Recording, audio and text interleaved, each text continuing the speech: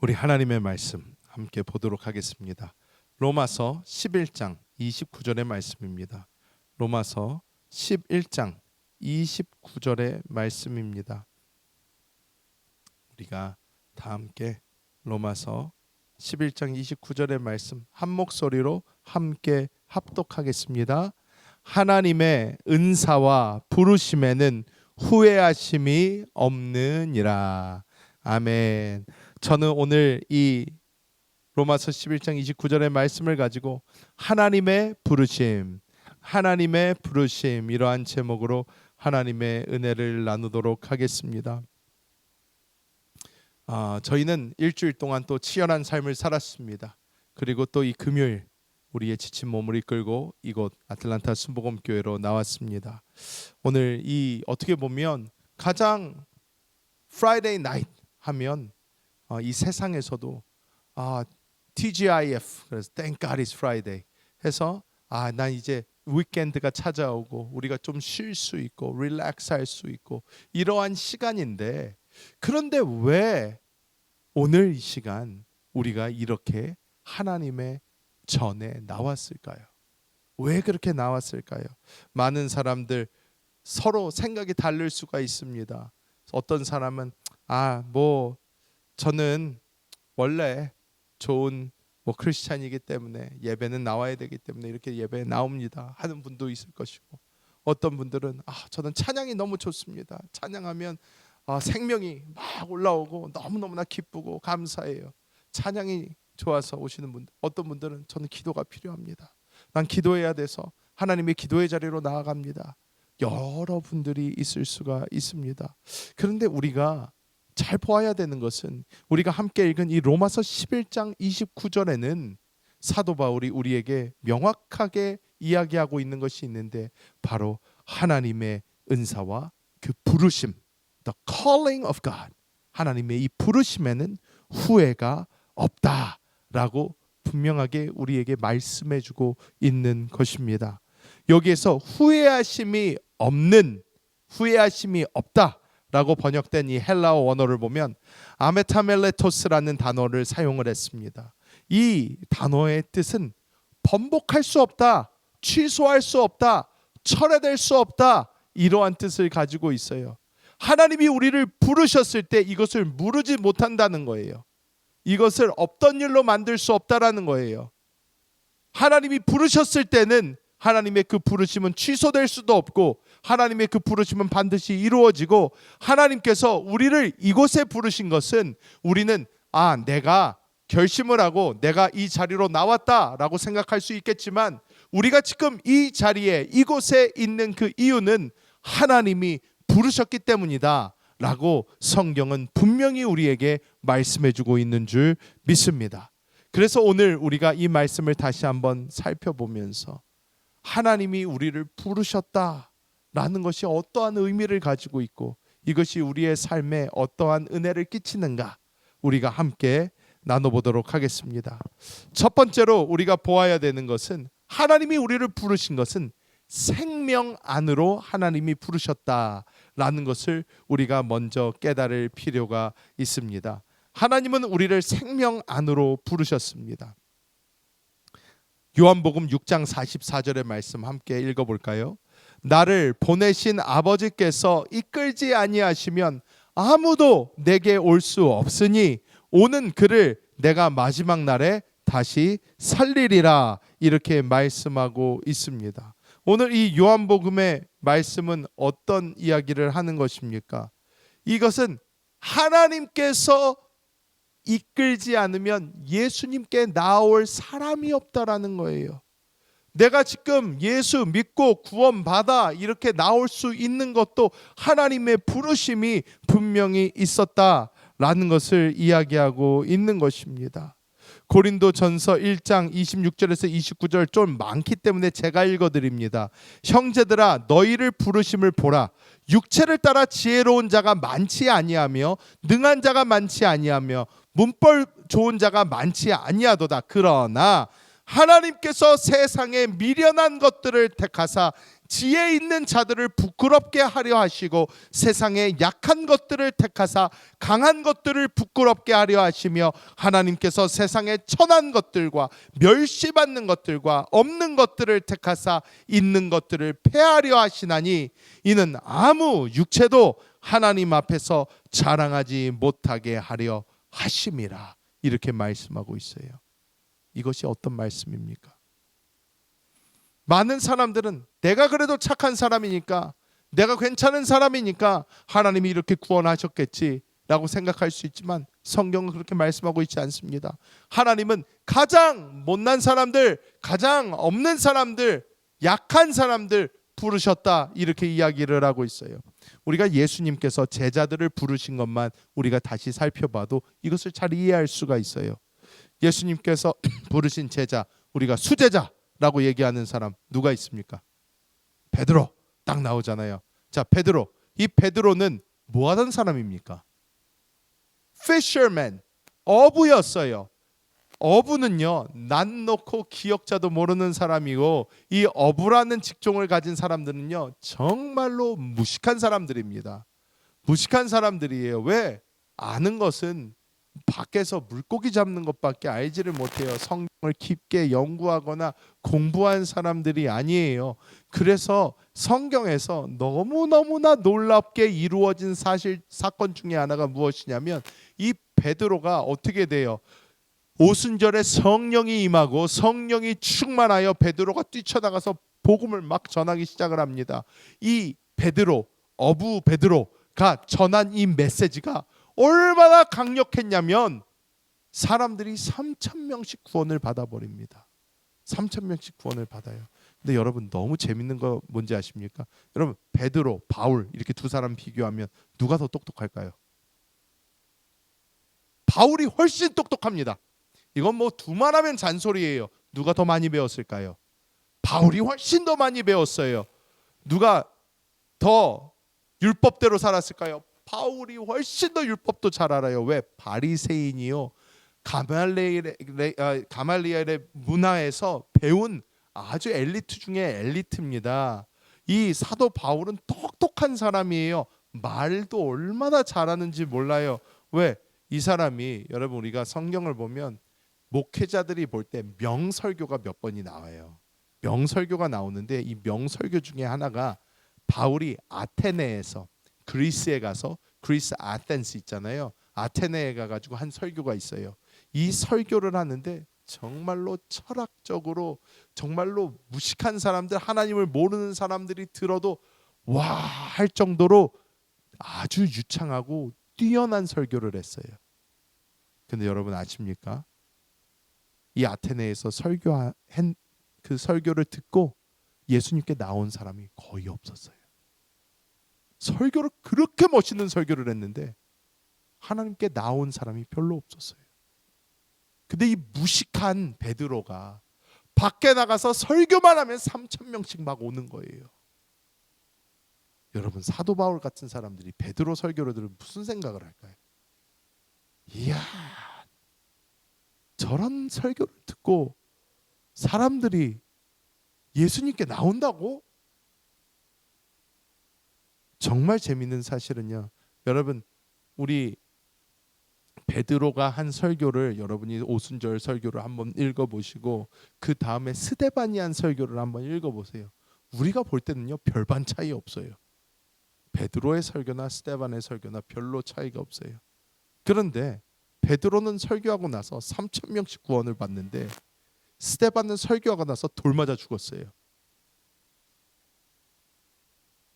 우리가 볼 때는 이해가 잘 안 가요. 뭐지? 왜 그러지? 그런데 사도 바울이 여기서 고백하고 있는 게 뭐예요? 하나님께서 부르신 것, 하나님께서 은혜를 주시는 것, 이것은 잘나고 똑똑하고 모한 사람들 주시는 것이 아니라 하나님께서는 그 누구도 이것에 대해서 자랑하지 못하게 하시려고 하나님이 일부러 못난 사람들 구원해 주시는 것이다 라고 이야기를 합니다. 즉 자랑하지 못하게 하려고.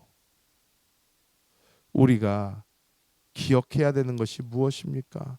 우리가 기억해야 되는 것은 하나님께서 우리에게 주신 이 생명이라는 선물은 하나님께서 강권적으로 은혜 가운데 우리에게 주신 것이다 라는 것을 우리가 깨달을 필요가 있다라는 것이에요.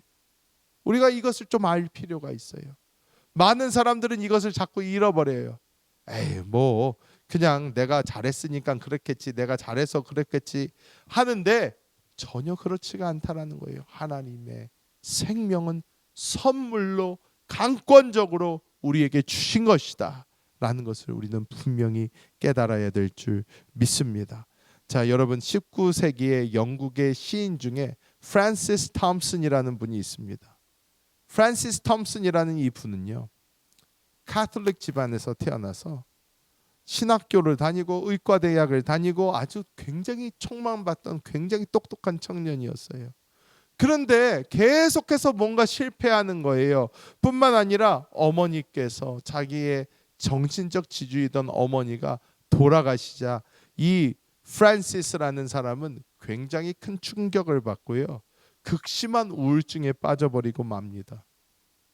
그리고 이 사람은 신학교를 가고 이 카톨릭에서 자랄 정도 신앙이 있는 사람이었잖아요. 하나님 살아계신 거 안단 말이에요. 그러니까 이 사람은요, 도망가기 시작합니다. 내가 하나님으로부터 멀리 도망가겠다. 나 하나님 찾지 못하는 데로 가겠다. 그래서 이 사람이요, 오피움, 아편을 이 사람이 찾아서 피기 시작을 해요. 마약 중독이 돼서 마약 속에 쩌들어서 죽을 날만 바라보면서 이 런던의 다리 밑에서 종이 쪼가리를 덮고 자면서 자기를 죽음 속에 밀어넣기 위해서 노력을 막 했어요. 하나님이 절대로 나를 찾지 못할 이 마약 속으로, 죽음 속으로, 절망 속으로 자기가 숨어 들어갔는데 어느 날 더 이상 견딜 수가 없는 거예요. 죽어야 되겠다 생각하고 자살을 결심을 합니다. 독약을 먹고 생을 마감하려던 그 순간 갑자기 하나님의 성령이 이 사람을 사로잡아요. 확 사로잡습니다. 너무나 부드러운데 단호하고 포기하지 않으시는 하나님의 음성이 들리는 것입니다. 이것을 자기가 회개하고 회심해서 나중에 The Hound of Heaven 이라는 시집을 피면서 그곳에 이렇게 고백을 합니다. 나는 그분으로부터 도망쳤습니다. 밤에도 낮에도 세월의 얼치 아래로 그분으로부터 도망쳤습니다. 내 마음의 미로 속으로 그분을 피해 숨었습니다. 하지만 그분은 결코 서두르지 않는 발걸음으로 흐트러짐 없는 속도로 당당한 위엄을 가지고 내 뒤를 쫓아오셨습니다. 그리고 내 영혼의 문을 두드리며 말씀하셨습니다. 내가 나를 버리면 모든 것이 너를 버릴 것이다.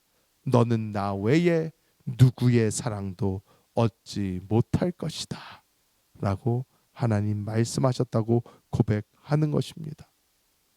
자기가 하나님을 쫓아다녔던 것이 아니라 하나님이 끝까지 자기를 따라오시면서 더 이상 숨지도 피하지도 못할 그곳에서 자기를 만나 주셨다.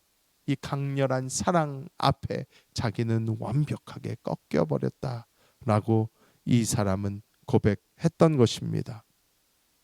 여러분, 오늘 밤 우리가 하나님께 어떻게 부릅니까? 아버지라고 부릅니다. 아바, 아버지, 우리가 이렇게 부를 수 있는 것은 우리가 그분의 생명을 가졌기 때문입니다. 하나님이 생명으로 나를 부르셨다라는 것을 깨닫고 우리를 이끄신 그 은혜로 나아가시는 우리 모든 성도님들 되시기를 예수님의 이름으로 축복합니다. 두 번째로 부르심에서 우리가 알아야 되는 것은 이것이 생명적 부르심이기 때문에 나에게 이 새로운 생명이 들어온 이후로부터 우리에게는 변화가 생기기 시작한다라는 거예요. 생명이 들어오면 이것은 반드시 변화를 일으킵니다. 우리는 에베소서 4장 1절 말씀 우리가 함께 읽어볼까요? 그러므로 주 안에서 갇힌 내가 너희를 권하노니 너희가 부르심을 받은 일에 합당하게 행하여, 이렇게 말씀하고 있습니다. 여기서 합당하다라는 이 헬라어는 악시오스라는 라는 단어가 사용이 됩니다. 이것은 어떤 뜻이냐면 저울의 양쪽이 무게가 똑같은 것을 의미해요. 이 뜻이 어떤 뜻이냐면 우리 안에 있는 하나님의 생명과 우리의 바깥에 나타나는 나의 행동에 일치가 일어나야 된다라는 소리예요. 내 안에 있는 하나님의 생명이 이 바깥에서 똑바로 보이게 해야 된다. 똑같은 무게가 나타나야 된다라는 것을 이야기하고 있는 것입니다. 베드로전서 1장 15절 어떻게 말씀하십니까? 오직 너희를 부르신 거룩한 이처럼 너희도 모든 행실에 거룩한 자가 되라, 이렇게 말씀을 하고 있습니다. 자, 여러분, 거룩, holy, 우리가 아까도 holy forever 찬양을 했는데 holy라는 단어 자체가, holy라는 단어는요, 이 하기오스라는 헬라어인데 이 히브리어로도 그렇고 헬라어로도 그렇고 holiness, holy라는 것은 하나님의 본성이에요. 하나님의 본성. 자, 그러면 여러분에게 질문을 하나 드립니다. 사람이 그러면 거룩할 수 있나요? 사람은 거룩할 수 없어요. 왜? 우리의 본성에는 그 거룩함이 없어요. 그러면 성경에는 뭘 믿고 이렇게 거룩하라고 그러는 거예요? 우리 안에 새롭게 생긴 이 생명, 우리의 born again spirit이라고 그럽니다. 우리가 다시 거듭난 영 안에 성령이 오시는데 이 안에 있는 이 새로운 생명은 하나님의 생명이기 때문에 이 생명이 나타나면 거룩함이 보여진다라는 거예요. 거룩함이 나타나요.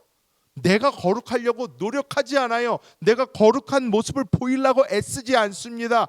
그냥 나의 삶 가운데 하나님의 생명이 흘러나오면서 거룩함이 보여지는 것입니다. 우리는 자꾸 교회 안에서의 모습과 밖에서의 모습이 달라지는 것을 봐요. 교회 안에서는 할렐루야, 오 좋아요, 할렐루야, 화이팅, 화이팅 하는데 교회 밖에만 나가면 아무렇게나 행동하고 아무렇게나 말하고 너무 익숙합니다.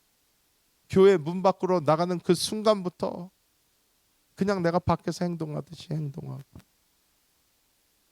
여러분, 우리는 교회 안과 교회 바깥, 나는 어디에서나 하나님의 생명을 흘리며 살리라, 하나님의 거룩함을 나타내리라. 이것은 나의 노력이 아닌 내가 하나님을 바라보는 데 있습니다. 주님이 나의 생명이십니다. 주님이 나의 능력이십니다. 주님이 나의 모든 것 되십니다. 내가 아닙니다. 주님이십니다 하면서 우리가 이 나의 육신을 저 십자가에 못 박고 오직 주의 생명만 나타나게 할 때에 어느 순간부터 나의 모습이 보이는 것이 아니라 주님의 모습이 나타나는 놀라운 역사가 일어나게 될 줄 믿습니다. 여러분, 제가 참 존경하는 인물 중에 클라렌스 조던이라는 분이 계십니다. 이분은 이 서던 바프티스트 이 신학교에서 그리스어에서 신학학을 받을 정도로 굉장히 똑똑한 분입니다. 그런데 이분은 그런 이 아카데믹스에만 머물지 않았어요. 이분은 하나님의 이 거룩하심, 자기 안에 있는 하나님의 생명이 이 세상에서 어떻게 나타날 것인가를 고민하면서 볼 때에 이분이 1942년도에 이 조지아, 여기 조지아주에 이 섬터 카운티라는 곳이 있는데 거기에 농장을 지었어요. 그 농장 이름을 코이노니아 팜이라고 짓습니다.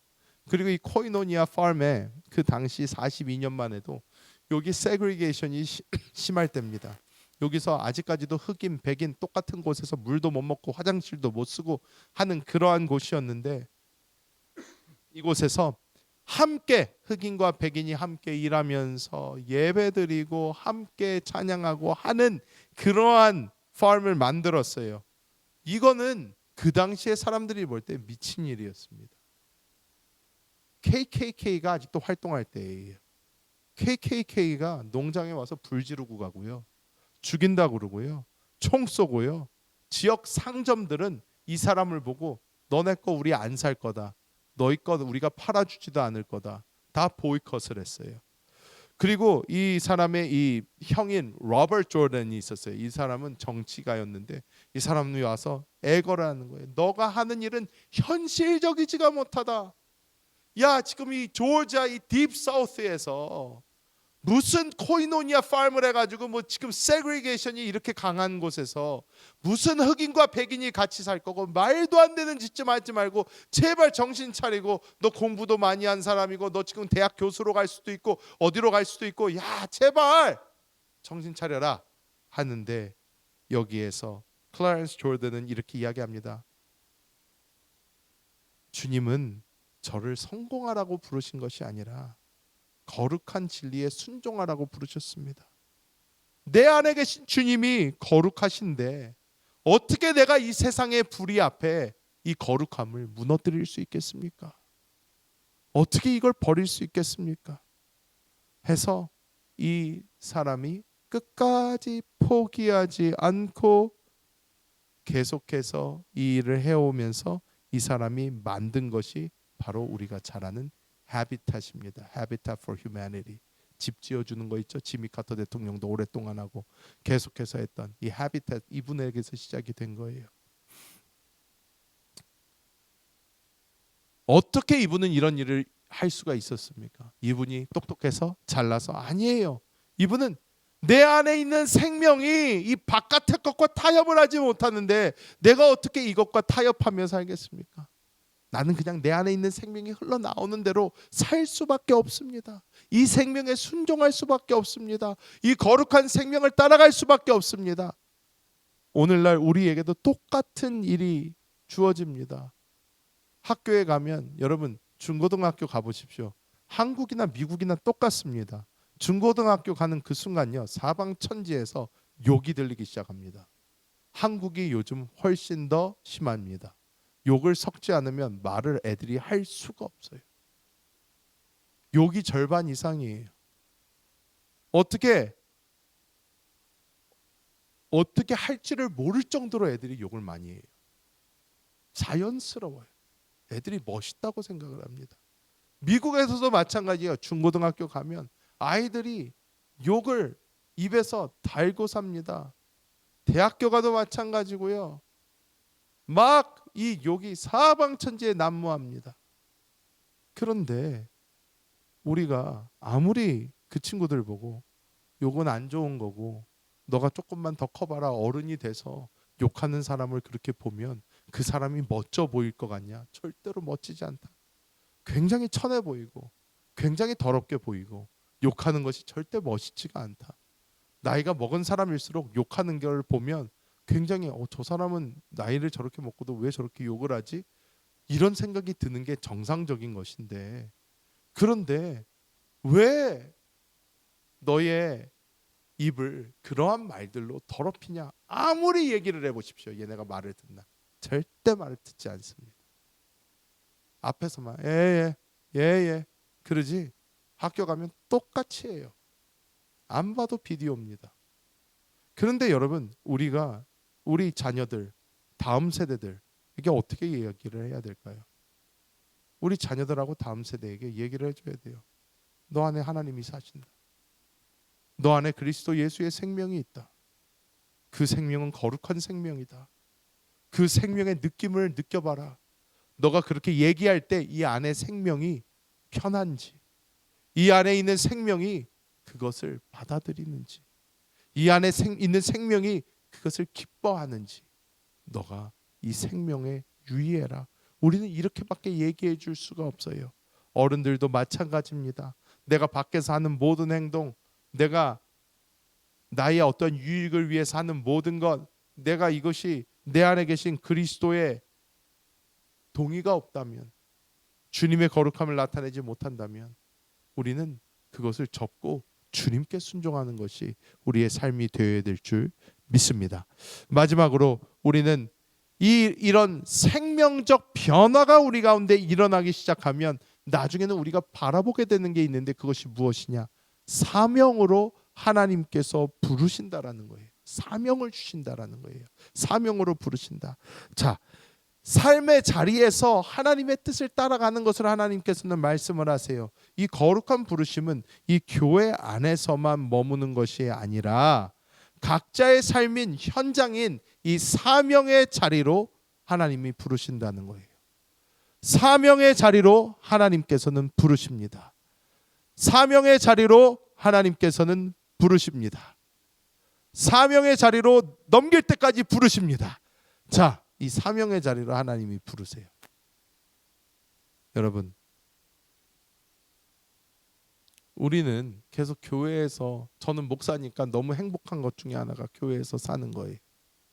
교회 계속 나오고 교회 안에서 하나님의 말씀 가운데 빠져 있으면 되고 기도하면 되고, 저는 너무 좋아요. 그리고 이것이 너무 감사해요. 그런데 우리 성도님들은 저처럼 못 살잖아요. 왜? 목사님들이 아니니까. 여러분들 여러분들의 가정이 있고 삶이 있고 여러분이 있어야 될 곳이 있잖아요. 교회 안에서 계속 있을 때는 할렐루야 너무 좋아요, 은혜 받고 너무 좋습니다. 근데 내가 집으로 돌아가고 내가 나의 일터로 돌아가고 내가 있는 그 삶의 자리로 돌아갈 때에 그곳이 하나님이 부르신 곳으로 변화시켜 가야 된다라는 거예요.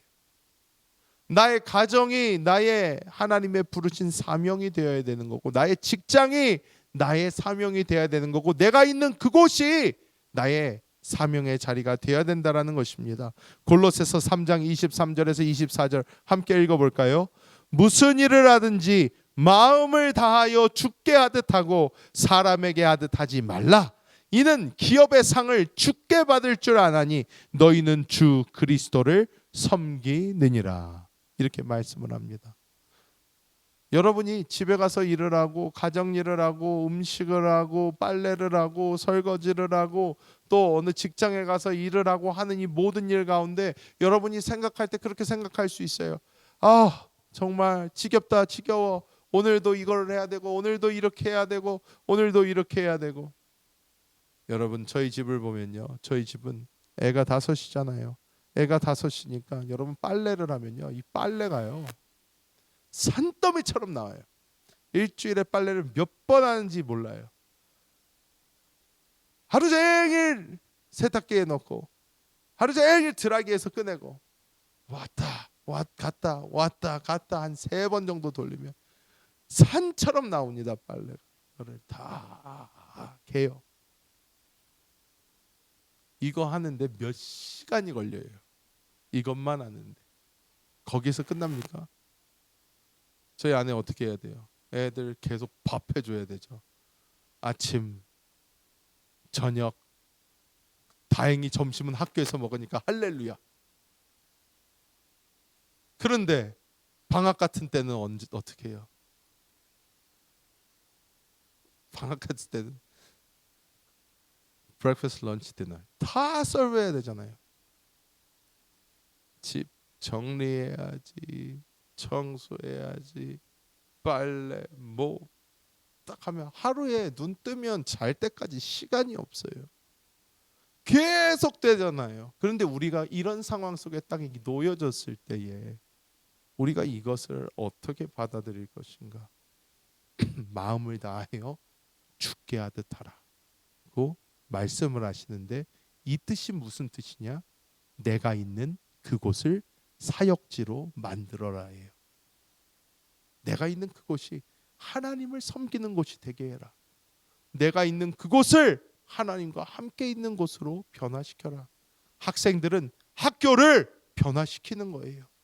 내가 학교에서 하나님을 예배하는 자가 돼서 내가 학교 안에서 거룩한 운동을 일으켜 보는 거예요. 직장에서 내가 하나님, 다른 사람들이 볼 때 저 사람은 뭔가 달라가 나와야 된다라는 거예요. 제가 옛날에 이런 간증을 들은 적이 있습니다. 크리스찬 중에 아주 정말로 자기의 믿음을 굳건하게 지키고 가려는 크리스찬이 있어요. 한국도 요즘에는 회사 문화가 많이 바뀌었어요. 하지만 불과 10여 년 전만 해도 어떻습니까? 한국 회사는 다 단체 문화가 강하잖아요. 일 끝난 다음에 술 먹자 그러면 다 술 먹어야 되는 거예요. No exception. 부장님이, 사장님이 자, 오늘 회식이다. 그러면 다 가서 술 먹어야 돼요. 어쩔 수 없어요. 그런데 여기서 한 사람이 얘기합니다. 죄송합니다. 저는 같이 자리에는 참석하겠지만 크리스찬이라 저는 술을 마시지 못합니다. 얘기를 했다가 사방에서 욕을 먹었어요. 한국은 그 문화에 있어요. 군대 문화 같은 문화. 요 바로 윗사람부터 시작을 해서 까기 시작을 해요. 계속 욕을 먹는 거예요. 근데 여러분, 제가 어떤 이야기를 들었나?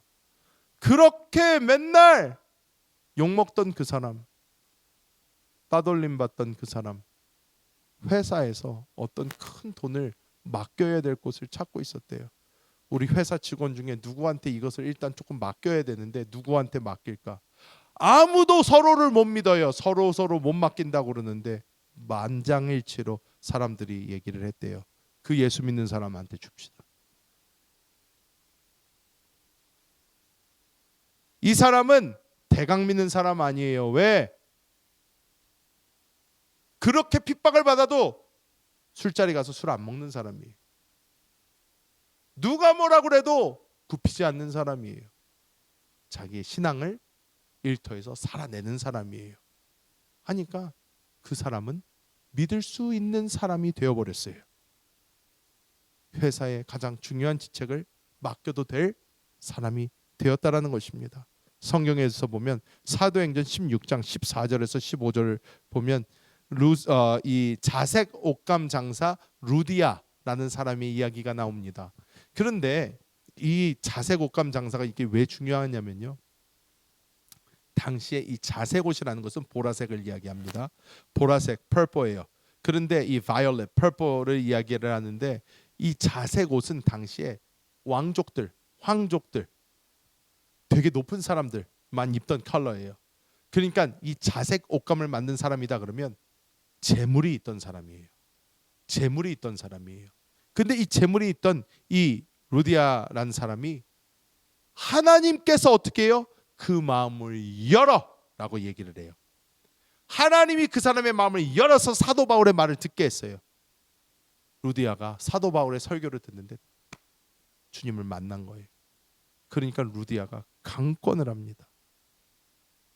만일 나를 주 믿는 자로 알거든 내 집에 들어와 유하라. 세게 얘기를 해요. 사울 봐도 우리 사도 바울님 우리 집에 무조건 묵으셔요. 집이 엄청 좋았을 거예요. 엄청 좋은 집이었을 거예요. 왜? 이때 자색 옷감 장사하는 사람이면 정말 재물이 많던 사람이에요. 그런데 이 루디아가 자기가 사도 바울의 선교를 책임지는 거예요. 왜? 자기에게 하나님이 이 마음을 열어주셨으니까. 내가 자색 옷감 장사를 나 잘 먹고 잘 사는데 쓰기 위해서 자색 옷감 장사를 시키신 게 아니라 이렇게 사도 바울 같은 사람, 하나님의 일하는 사람 도우라고 나를 이 자리에 두셨구나 하고 이 루디아를 하나님께서 사용하셨다는 거예요. 우리가 하나님께서 각각 다른 자리에서 부르셨을 수 있습니다. 하지만 우리도 이 사람처럼 귀를 열고 마음을 열고 상황을 볼 때에 하나님께서 놀라운 은혜를 우리를 통해서 이루게 하실 줄 믿습니다. 이 세 번째로 이 제임스 클라크 맥스웰이라는 물리학자가 있었어요. 영국의 위대한 물리학자입니다. 그런데 이 사람은요, 이 물리학자들은 원래 사이언티스트잖아요. 그런데 이 사이언티스트인데 이 사람은 나는 물리학자지만 하나님의 창조, 하나님의 그 놀라운 역사를 공부하는 사람이다라는 생각이 되게 강했어요. 그래서 이 라틴어로 시편 111편 2절 말씀을 자기가 연구하는 연구소 문 위에다가 크게 써놨어요. 이것이 야훼께서 행하시는 일들이 크시오니 이를 즐거워하는 자들이 다 기리는도다, 이런 말씀이에요. 이 말씀을 이 magna opera domini exquisita 해가지고 이거 쫙 이렇게 써가지고 딱 박아놓은 다음에 이 사람이 연구를 할 때마다 나는 하나님의 놀라운 일을 배우는 사람이고 하나님의 놀라운 역사를 나는 공부하는 사람이다, 이렇게 자기가 일하는 곳을 사역의 현장으로 만들었다라는 것입니다. 여러분, 우리는 우리가 학교에 있든지 가정에 있든지 직장에 있든지 어디에 있든지 그곳을 하나님과 함께하는 하나님의 부르신 장소로 우리는 생각하고 그 장소에서 하나님의 생명을 나타내는 사람들이 되어야 될 줄 믿습니다. 오늘 로마서 11장 29절 한번 다시 비춰주시겠어요? 로마서 11장 29절 처음에 나옵니다. 예, 우리 이거 다시 한번 읽어보겠습니다. 하나님의 은사와 부르심에는 후회하심이 없느니라. 하나님의 부르심에는 후회하심이 없습니다. 하나님이 여러분을 이곳까지 부르셨고 하나님의 뜻이 있으십니다. 우리가 오늘 그것을 알고 우리가 치열함 가운데서도 우리가 힘든 가운데서도 주님 붙잡고 나아갈 때에 우리는 그 끝에 하나님이 부어주시는 놀라운 은혜를 깨닫게 될 줄 믿습니다.